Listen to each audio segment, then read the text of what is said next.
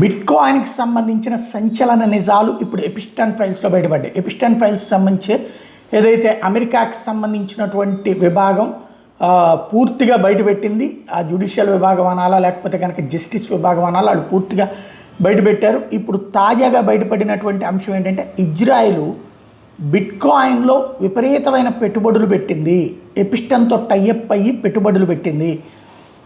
Israel తన జీతాల్లో 60% bitcoin ద్వారానే పే చేస్తుంది. అలాగే హైలీ ఎల్యూజివ్ గిఫ్ట్స్ కూడా దానికోసం ఇచ్చుకొచ్చింది అన్నటువంటి విషయం బయటపడింది. అలాగే ఎపిస్టన్ ఇజ్రాయెల్ మధ్యన మేజర్ ఇన్వెస్టర్లుగా బ్లాక్ స్ట్రీమ్ దాంట్లో ఉన్నారు. వీళ్ళిద్దరూ కూడా పెట్టుబడిదారులే. ఏదైతే ఈ బిట్కాయిన్కి సంబంధించినటువంటి సృష్టికర్తలైనటువంటి వాళ్ళు అన్నటువంటి విషయం కూడా తేల్చింది.